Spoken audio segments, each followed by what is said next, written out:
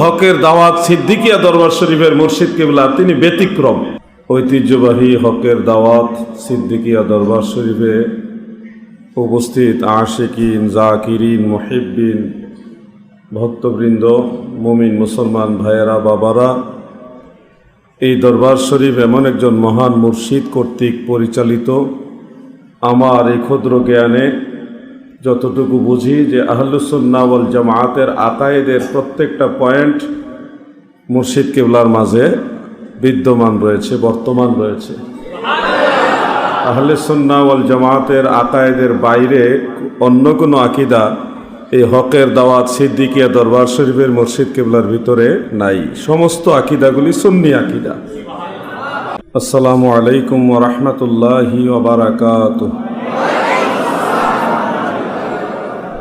আলহামদুলিল্লাহি ওয়াহদাহু লা শারীকা লাহু ওয়াহদাহু বিওয়াহদাতিন মুওয়াহহিদা বিওয়াহদাতিন মুওয়াহহাদা বিওয়াহদা ওয়াহিদান ওয়া আহাদান বিলা মুদাদিন ওয়া জুদাদিন ওয়া নুসাবিন ওয়া ওয়াসফিন ফিল কামাল ওয়াহদাহু লা শারীকা লাহু ওয়া লা নিদ্দা লাহু ওয়া লা মিসলা লাহু ওয়া লা মিসালা লাহু ওয়ালা ওয়াজির লাহু ওয়ালা নজির লাহু ওয়ালা জালাদা বালাদা ওয়ালাদা জাসাদা রুসুয়া জুজুয়া নুজুয়া উজুমা লাহু ওয়ালা মুকারিন লাহু ওয়ালা মুকাজিম লাহু ওয়ালা মুদানিয়া লাহু ওয়ালা মুদারিআ লাহু ওয়ালা মুনাজির লাহু ওয়ালা মুকাবিল লাহু ثم نشهد أن سيدنا وسندنا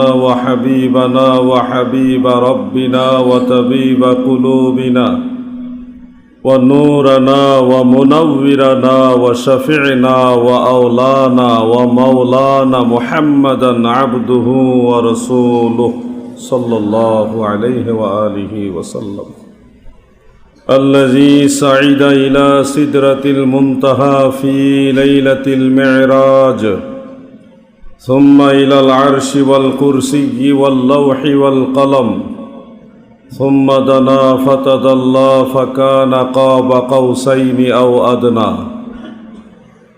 الذي يحمد حمدا بعد حمدي وآله وأصحابه وأهل بيته أجمعين بعد فقد قال الله تعالى إن الله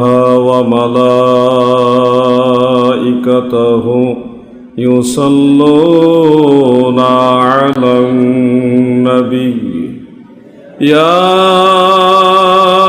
أيها الذين آمنوا صلوا عليه وسلموا تسليما اللهم صل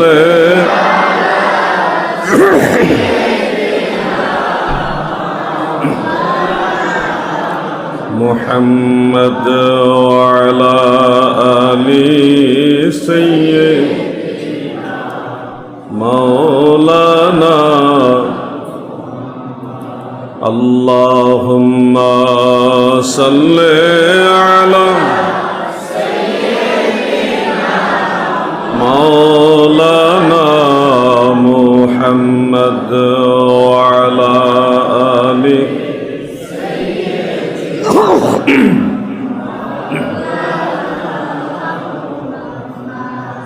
আজ না তো যাবি কাল, গত হলো কত কাল, শিয়রে আসিলে রে কাল, কি হবে তোর পায়, কে যাবি সে চল না যাই, সুসময় বয়ে যায়, দরশিতে নবী বরে সোনার সেই মদিনায় কে যাবি সে চল না যায়। আল্লাহুম্মা সাল্লি আলা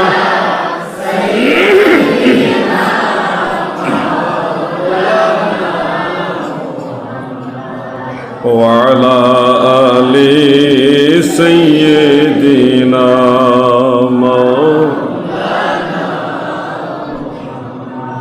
আপনার জন্যে সৃষ্টি হইল আসমান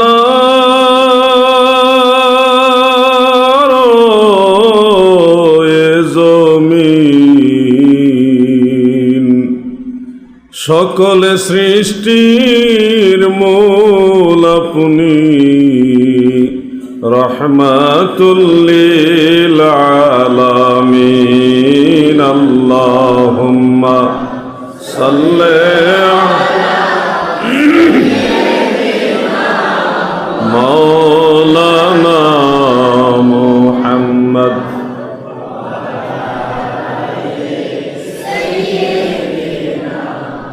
মাওলানা লা ইলাহা ইল্লাল্লাহ লা ইলাহা লা ইলাহা ইল্লাল্লাহ লা ইলাহা হাসবি রাব্বি জাল্লাল্লাহ মা ফি কলবি গায়রুল্লাহ নূর মুহাম্মদ লা ইলাহা ইল্লাল্লাহ লা ইলাহা ইল্লাল্লাহ লা ইলাহা মাশাআল্লাহ লা ইলাহা ইল্লাল্লাহ লা ইলাহা লা ইলাহা ইল্লাল্লাহ মুহাম্মাদুর রাসূলুল্লাহ সাল্লাল্লাহু আলাইহি ওয়া আলিহি ওয়াসাল্লাম। ঐতিহ্যবাহী হকের দাওয়াত সিদ্দিকিয়া দরবার শরীফে উপস্থিত আশিকিন, জাকিরিন, মুহিব্বিন, ভক্তবৃন্দ, মুমিন মুসলমান ভাইয়েরা, বাবারা, এই দরবার শরীফ এমন একজন মহান মুর্শিদ কর্তৃক পরিচালিত। আমার এই ক্ষুদ্র জ্ঞানে যতটুকু বুঝি যে আহলুস সুন্নাহ ওয়াল জামাআতের আকায়েদের প্রত্যেকটা পয়েন্ট মুর্শিদ কিবলার মাঝে বিদ্যমান রয়েছে, বর্তমান রয়েছে। আহলে সুন্নাহ ওয়াল জামাআতের আকায়েদের বাইরে অন্য কোনো আকীদা এই হকের দাওয়াত সিদ্দিকিয়া দরবার শরীফের মুর্শিদ কিবলার ভিতরে নাই। সমস্ত আকীদাগুলি সুন্নি আকীদা। এরপরে আল্লাহ তাআলা আপনাদের জ্ঞান দিয়েছেন, বোঝার মতো, বিচার করার মতো সেই জ্ঞান আল্লাহ আপনাদের দিয়েছেন। এখানেই ডানে বামে যদি তাকান আপনি বিচার করতে পারবেন যে রাসূল করিম সাল্লাল্লাহু আলাইহি ওয়াসাল্লামের সুন্নত প্রতিটা মানুষের শরীরের মধ্যে বিদ্যমান আছে। এই যে মাথার মধ্যে সাদা রঙের একটা চারকলি টুপি, এই টুপিটা কেন তারা পরে? উত্তর হলো আমার দয়াল নবীজি এই ধরনের টুপি পরেছে, এই জন্য আমরা এটা পরি। এই টুপি পরার পিছনে নবী পাক সাল্লাল্লাহু আলাইহি ওয়াসাল্লামের মহব্বত লুকায়িত। অন্যরা অন্য টুপি পরেন, সেটা যার যার ব্যক্তিগত ব্যাপার। আমরা কেন এই টুপি পরি? উত্তর হলো আমার নবীজির রঙে আমরা রঙিন হয়েছি। কিমামু আসহাবিন নবী সাল্লাল্লাহু আলাইহি ওয়াসাল্লাম বুতহা, মিশকাতুল মাসাবিহ সেই কিতাবে তিরমিজি শরীফের রেফারেন্সে হাদিসখানা উল্লেখ। অন্য জায়গায় আমি পেয়েছি কালানসুয়াতুন নবী সাল্লাল্লাহু আলাইহি ওয়াসাল্লাম বুতহা, নবী করিম সাল্লাল্লাহু আলাইহি ওয়া আলিহি ওয়াসাল্লামের টুপি মুবারক ছিল গোল টুপি, যেটা মাথার সাথে লেগে থাকে, যেটা আপনারা পরেছেন। এটা আমার দয়াল নবীজির সুন্নতি টুপি।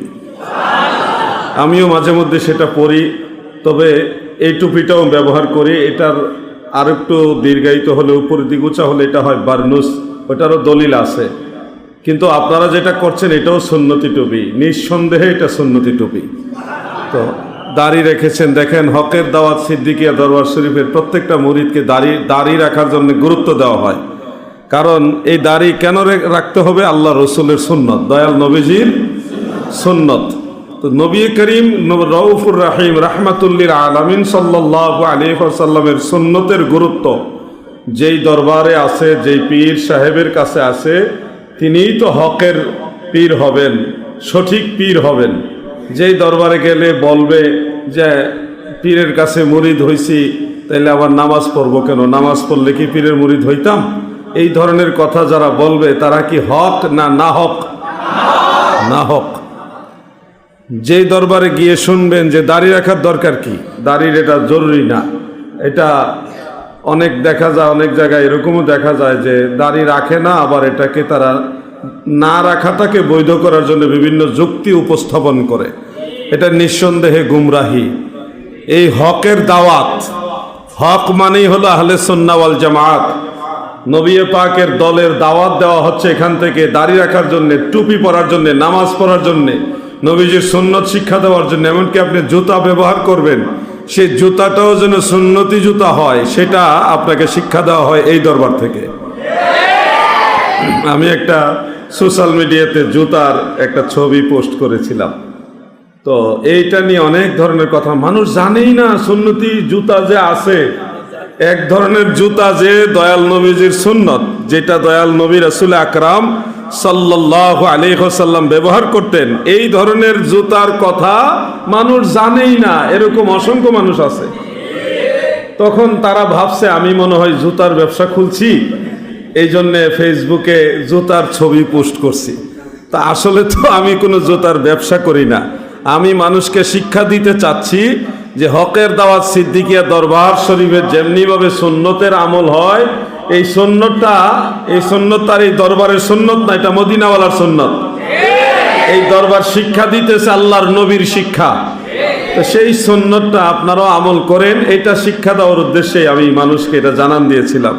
আপনারা চেষ্টা করবেন, অন্যরকম জুতা পরলে গুনাহ হবে না। এটা এমন সুন্নত নয় যেটা আমল না করলে গুনাহগার হবেন, এরকম না।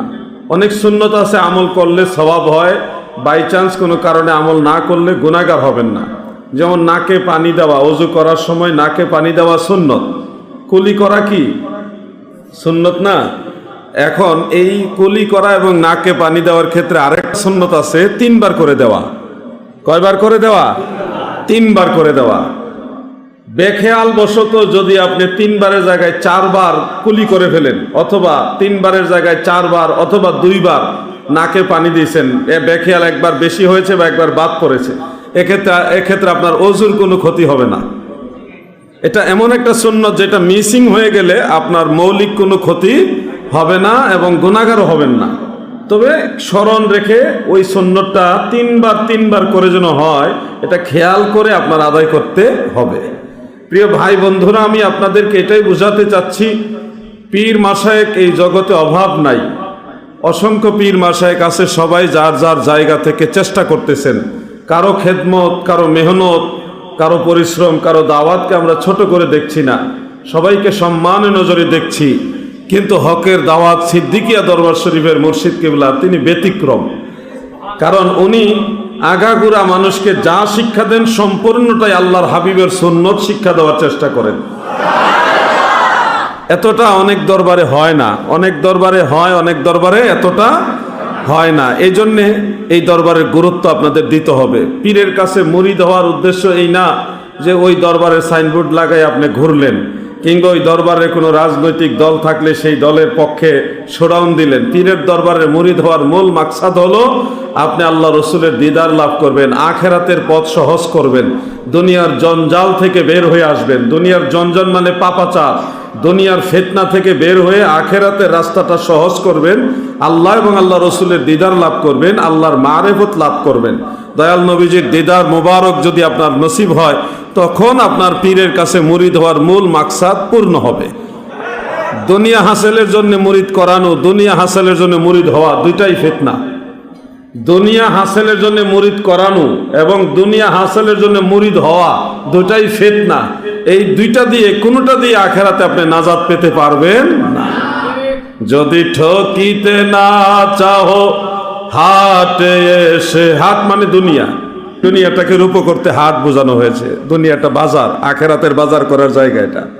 যদি ঠকিতে না চাহো হাটে সে বস, পীরের নিকট যে ঘেসে, হৃদয় আকোষেই মহা উপদেশে, মনে মুখে মুহাম্মদ শব্দ বলো। যদি জোড়াইতে চাহ মর্ম জ্বালা ভব, বাড়ি দিতরিতে চাহ ভেলা, মনসাধ মিটা ইয়া বেলা, গাহ গাহ মুহাম্মদ সাল্লে আলা, আল্লাহুম্মা সাল্লে আলা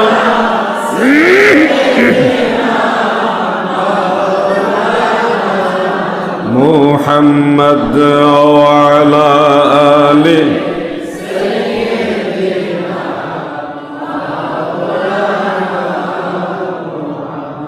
আমার দাদু ভাইরা গভীর মনোযোগ।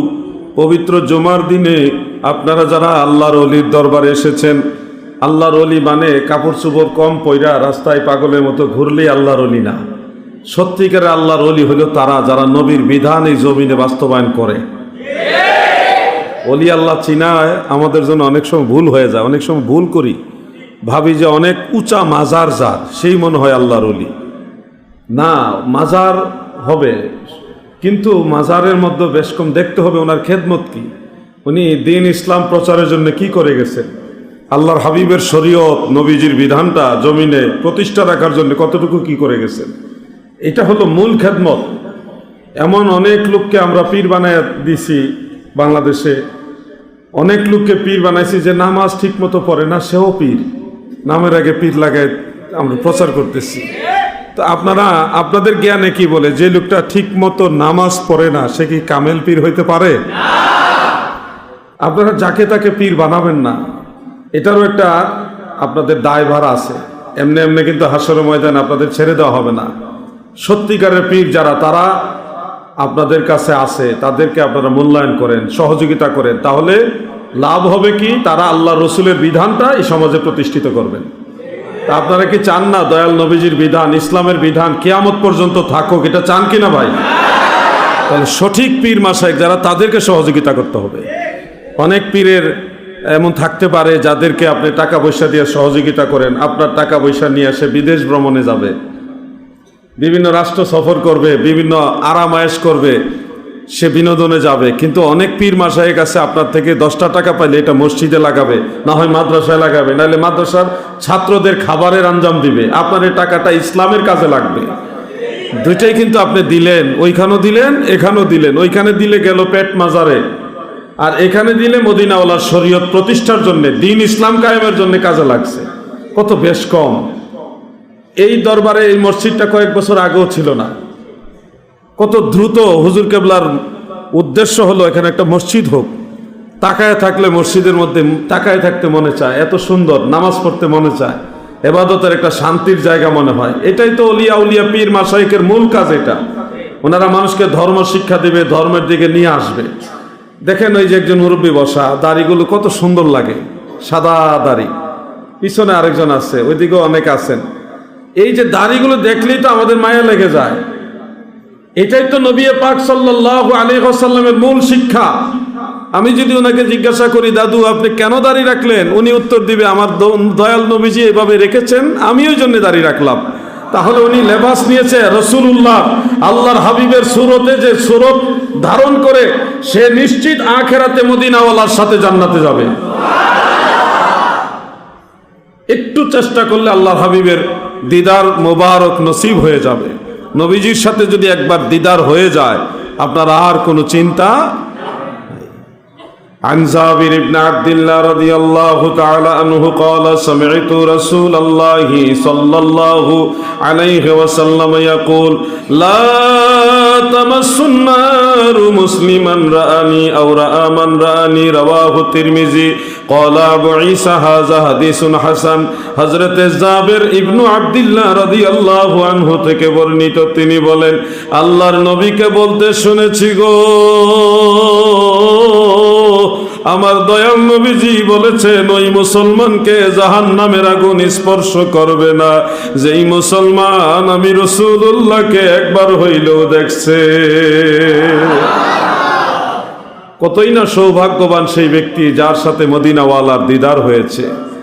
তব দর্শনে জ্বালা জোড়াইব পদ পরশনে তনু শীতলিব, দাস সম্ভাষণে মন পুলকিব পদ নীরজ বেশদয়ে বিশে।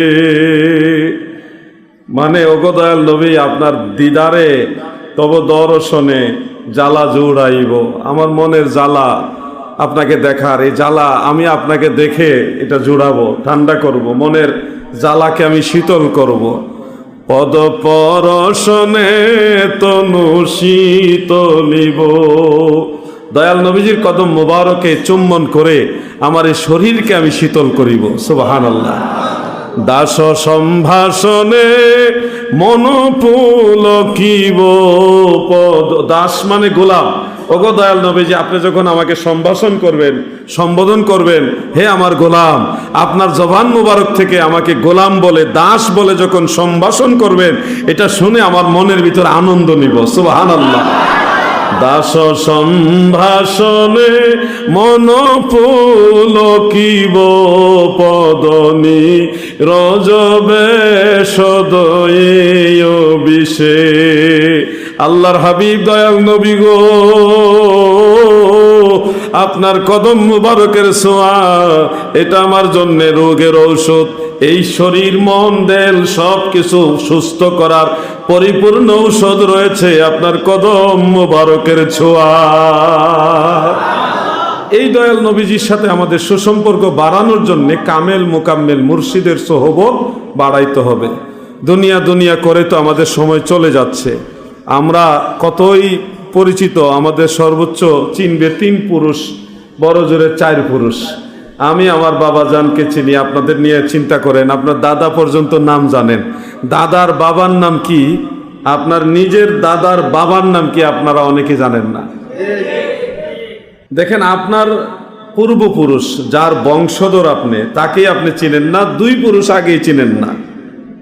আপনি 3য় পুরুষ, আপনার 2 পুরুষ আগে আপনার যিনি বংশের পূর্বপুরুষ তাকেই চিনেন না। আর অন্য মানুষ তাদেরকে তো চিনেনই না, আপনার নিজের পূর্বপুরুষই আপনি চিনেন না। আপনি মারা গেলে আপনার ছেলে চিনবে, নাতি চিনবে, নাতির সন্তানেরা আপনাকে চিনবে কিনা সন্দেহ আছে। তাহলে আমাদের এই 3 থেকে 4 পুরুষের পরিচিতি, এটুকুই হলো আমাদের দুনিয়ার বড় অ্যানাউন্স। তো এই সময়টা আমাদের যদি কাজে না লাগাই, একটু জিকির লা ইলাহা ইল্লাল্লাহু লা ইলাহা ইল্লাল্লাহ, মহব্বতে লা ইলাহা ইল্লাল্লাহু লা ইলাহা ইল্লাল্লাহ, হাসবি রাব্বি জাল্লাল্লাহ মা ফি কলবি গায়রুল্লাহ, নূর মুহাম্মদ সাল্লাল্লাহু লা ইলাহা ইল্লাল্লাহ লা ইলাহা ইল্লাল্লাহু লা ইলাহা ইল্লাল্লাহ, মাশাআল্লাহ, লা ইলাহা ইল্লাল্লাহু লা ইলাহা ইল্লাল্লাহ।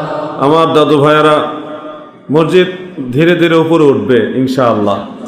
তো এই সন্ধ্যাবেলায়, মানে সন্ধ্যাবেলা বলতে প্রথম দিকেই, মাহফিল তো সাধারণত যত রাত বেশি হয় তত বেশি লোক বাড়ে। তো রূপক করতে বললাম, এই সন্ধ্যাবেলায় যদি এই অবস্থা হয় তাহলে হুজুর কেবলা যখন নসিহত পেশ করবেন তাহলে তখন মানুষেরা কি করবে? এই রাস্তাঘাট সব জায়গা তো ব্লক হয়ে যাবে। তো এটাই বলতেছি, সন্ধ্যা রাতেই যদি এই অবস্থা হয় তাহলে গভীর রাতে কি হবে? আমাদের জায়গা, আমাদের পরিধি, আমাদের মসজিদের উচ্চতা, এগুলি সব দিকে আরও বৃদ্ধি করতে হবে। তো ইনশাল্লাহ আমরা সবাই ইনশাল্লাহ বলি, ভরসা করে বসে থাকলেই হবে যে ফেরেশতারা আইসা মসজিদ বানায় দিবে বা জিনরা আইসা বানায় দিবে, এরকম আশা করে বসে থাকলে হবে? আমি আপনাদের কালেকশন করব না, আমি ওই উদ্দেশ্যে বলছি না। আমি শুধু আপনাদের বোঝাতে চাচ্ছি ধর্মের কাজ আপনাদেরকেই করতে হবে। আপনি যে একটা মসজিদের জন্য চেষ্টা করলেন, হাসরের ময়দানে কোনো কারণে যদি বিপদে পড়ে যান, আপন মুর্শিদ কেবলা তো আসেনি, কিন্তু এই মসজিদ আপনার পক্ষে দাঁড়াবে। আল্লাহ আমাকে সাহায্য করছে, ও আল্লাহ আপনার এই বান্দা আমাকে সহযোগিতা করে মসজিদ বানাইবার জন্য খেদমত করছে, আমি তার জন্য সুপারিশ করলাম। মসজিদ সুপারিশ করবে, পবিত্র কোরআনুল কারীম সুপারিশ করবে, রোজা সুপারিশ করবে, আপনার জন্য ঢাল হয়ে দাঁড়াবে। আল্লাহ আপনার এই বান্দা আমাকে সময় দিছে, আপনি তাকে ক্ষমা করেন, তাদের সব সুপারিশ আল্লাহ তাআলার দরবারে কবুল হবে। তো এই জন্যে কখনোই গাফেল হবেন না। নিচতলার কাজ কিছুটা কমপ্লিট, অনেকটাই কমপ্লিট। এখন আমরা অন্য কাজগুলি করবো যেন আমরা এসে এখানে জিকির আজকার করতে পারি, তরিকতের তালিমগুলি নিতে পারি, সবকগুলি ঠিকমতো আদায় করতে পারি, নামাজের সময় যেন আরামের সাথে শান্তির সাথে নামাজ কালাম পড়তে পারি। এজন্য আমাদের সবার সহযোগিতা করতে হবে। কত টাকা পয়সা আমরা কতভাবে খরচ করি, আপনার আয় রোজগারের একটা অংশ বরকতের উসিলা মনে করে যে আল্লাহ আমার রোজগারের মধ্যে আপনি বরকত দেন, এই নিয়তে এই মসজিদের কাজে, দরবারের বিভিন্ন ধর্মীয় কাজের সহযোগিতায় আপনি দিবেন। এটা করলে আমাদের এই কাজগুলি সহজ হবে। দেখেন, আমাদেরকে বাহির থেকে কোনো রাষ্ট্র থেকে কোনো ডলার দেওয়া হয় না, আমরা কোনো পাউন্ড পাই না, আমরা বাইরের কোনো অনুদানও পাই না, আমরা পাই গরিব মানুষের 2 টাকা 10 টাকা। এইটুকু নিয়ে আপনাদের সবাইকে নিয়ে আল্লাহ বিল্লাহ করি, কারো মাথায় বাড়ি দেই না, কারো বাড়ি ভাঙতে যাই না, কারো ঘরে আগুন দিতে যাই না, কারো গাড়ি ঘোড়া জ্বালায় দেই না। একমাত্র শান্তিপ্রিয় মুমিন মুসলমান হলো তাসাউফপন্থী এই সুন্নি মুসলমানরা। তারা সারা বৎসরে একেবারে গরিব মানুষ রিক্সা চালায়, জমিতে চাষবাসের কাজ করে, কৃষক, সেও বছরে অন্তত ওকে বাড়িতে 2-1টা মিলাদ শরীফের আয়োজন করে এলাকার কিছু মানুষকে একবেলা খাবারের আয়োজন করে মেহমানদারি করে।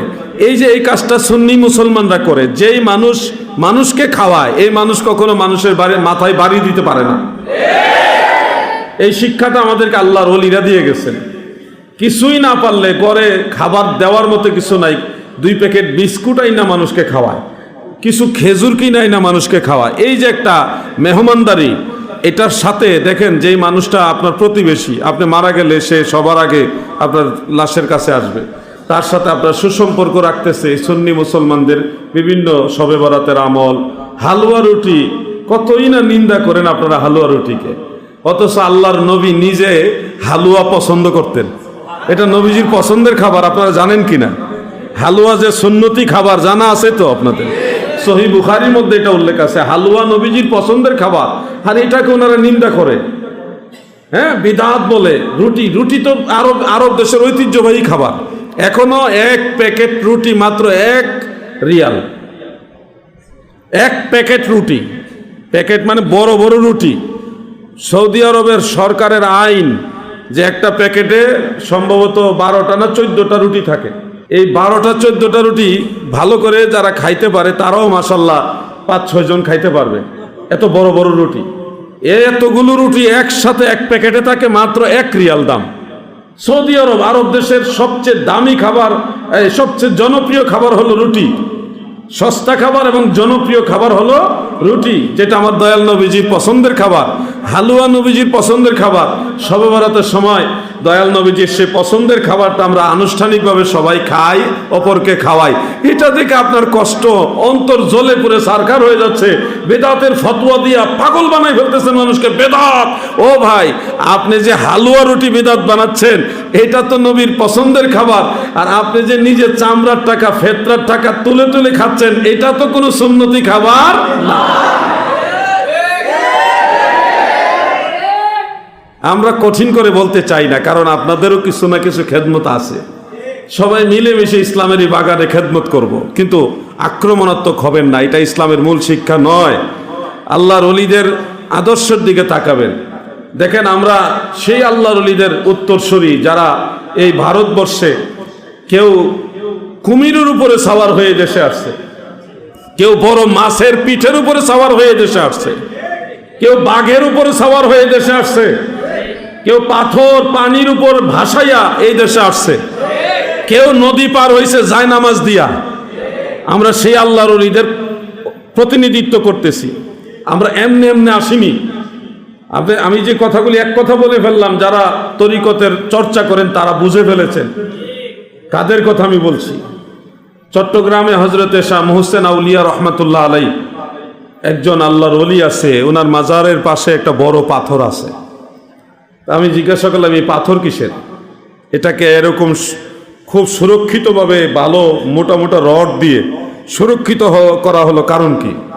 তখন তারা বলল, হুজুর আপনি জানেন না, এই পাথর সাগরের মধ্যে ভাসছে, এই পাথরের উপর আল্লাহর ওলি দাঁড়ায়া ছিল, এটা দিয়ে উনি এই দেশে আসছেন। আপনার বিশ্বাস হবে না, কারণ আপনি জগতের ধারে কাছেও নাই, আপনার কল্পনাতে আসবে না যে পানির উপরে পাথর ভাসে। আপনি এটা ভাবতেই পারবেন না, কারণ আপনার ভিতরে সেই ঈমান এখনো ঢুকেনি। আপনি আল্লাহ রসুলের মেরাজের ওয়াজ শুনলে বেদাত শিরকের গ্রান্ড খুঁজেন। মেরাজের আলোচনাও এখন অনেক মানুষের ব্রেইনে ভালোভাবে ক্যাচ করে না, কারণ নবীজি রসুল আকরাম সাল্লাল্লাহু আলাইহি সাল্লাম 7টা আসমান পার হয়ে গেছেন। এক আসমান থেকে আরেক আসমানের দূরত্ব 500 বছরের রাস্তা। এরকম 7টা আসমান পার হয়ে গেছেন, সিদরাতুল মুনতাহায় গেছেন, ওখান থেকে আবার 70,000 নূরের পর্দা পার হইয়া কাবা কাউসাইনি আও আদনা সেখান পর্যন্ত গেছেন, যেই জায়গা সম্পর্কে আল্লাহ তাআলা ছাড়া আর কেউ জানেই না। এমন এক জায়গা আল্লাহ তাআলা নবীজিকে নিয়ে গেছেন। এই যে বিশ্বাসটা আমাদের ভিতরে আছে না নাই? আমাদের বিশ্বাসের কথাগুলো আমাদের নিজস্ব বানানো নয়, আকায়েদের কিতাব এটা আছে। শারহু ফিকহিল আকবরের মধ্যে আছে, শরহে আকায়েদে নাসাফির মধ্যে আছে, তারপরে হাদিসের কিতাবের মধ্যে সহিহ বুখারীর মধ্যে উল্লেখ আছে, এবং সহিহ মুসলিম সহ অন্যান্য কিতাবে আছে। কোনো কোনো হাদিসে সিদরাতুল মুনতাহার কথা আছে, আমরা সেটাও বিশ্বাস করি। ওখানে তো গেছেনই। ক্লাস 8 পাস না করে কেউ কেউ এসএসসি পাস করে? কেউ যদি বলে যে অমুকে 8 পাস করছে, ওকে, সে 8 পাস কইরা তারপরে এসএসসি কমপ্লিট করে এইচএসসি করছে, তারপরে আস্তে আস্তে অনার্স মাস্টার্স করছে। দয়াল নবীজি সিদরাতুল মুনতাহায় গেছে, এটার অর্থ এই না যে আর উপরে যায়নি, উপরেও গেছে। আপনি যতদূর জানছেন ততদূরই আপনার জ্ঞানের সীমা। আমার নবীজি সিদরাতুল মুনতাহা পার হয়ে আরশ কুরসি লৌহ কলম না, শুধু আরশ কুরসি লৌহ কলম পার হয়ে কাবা কাউসাইনি আও আদনা পর্যন্ত গিয়েছে। সুবহানাল্লাহ। ওই জায়গা সম্পর্কে লা বিমা লা ইয়ালামুহু ইল্লাল্লাহ, যে জায়গা সম্পর্কে আল্লাহ তাআলা ছাড়া আর কেউ জানেই না, এমন এক মাকামে আল্লাহ তাআলা নবীজিকে নিয়েছেন। প্রিয় ভাই আমার, এই যে বিষয়টা, বিশ্বাস, আপনার বিশ্বাসে থাকতে হবে যে নবীজি ওখানে গিয়েছেন। এটা অলৌকিক, সকল চিন্তা চেতনার ঊর্ধ্বে। মুহূর্তের মধ্যে আসরা বিআবদিহি লাইলাম মিনাল মসজিদিল হারামি ইলাল মসজিদিল আকসা, মসজিদে হারাম থেকে মসজিদে আকসার মধ্যে রাতের সামান্য অংশ চলে গেছেন।